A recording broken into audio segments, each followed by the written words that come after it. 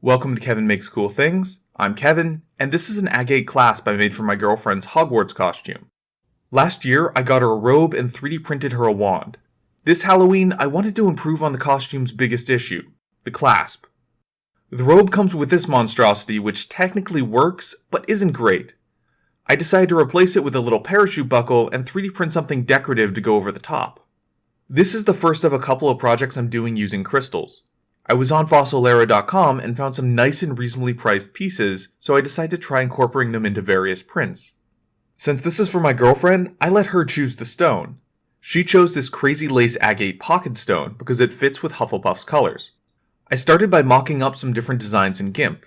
Originally, I was thinking of doing a Celtic design like this, but then I was on the Harry Potter subreddit and noticed the crest in their banner. I tried it out in the design and it was a clear winner. My plan was to first sew a black strap onto both sides of the robe and attach the parachute buckle to that. The robe's fabric is fine for a costume, but I was worried it would rip or stretch if I tried sewing the buckle directly to it. Distributing the force using a bit of strap seemed like the safest choice.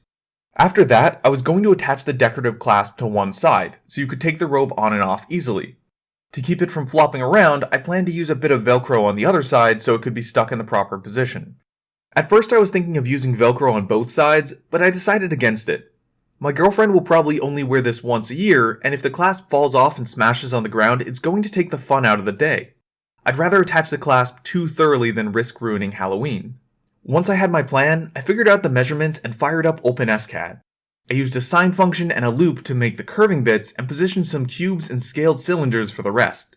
I added some small holes in the base so I could sew this to the strap using some black thread. Sanding this was a nightmare. I couldn't really sand the bottom or the corners, and in a moment I deeply regret, I thought some wood filler would solve the problem. My brain connected wood filler and smoother prints, but conveniently forgot that a lot of sanding goes in between those two. Putting wood filler in places I already couldn't sand just made the problem worse. I did a lot of sanding and eventually got a mediocre result. Another problem was the piece that went underneath the stone. Due to errors in the printing, it didn't quite fit, so I spent hours and hours and even more hours sanding it so it did. Then I tried it with the stone and it didn't fit. Not the best part of the project. Eventually I ditched this piece entirely and just cut a really thin piece of wood to go underneath the stone. I painted everything and applied some imitation gold leaf. I'm new to gilding and I'll be the first to admit I didn't do a great job. I was also worried because the holes I needed to sew through kind of closed up. I decided it would be okay and laid out everything so I could coat in a layer of Mod Podge to seal it. I went to bed planning to do it the next day, but then I woke up at 3 in the morning. I was laying in bed thinking about how I wasn't thrilled with the clasp and how I could do a way better job if I did it again. As soon as I started imagining that, there was no turning back. The next day, I started on version 2.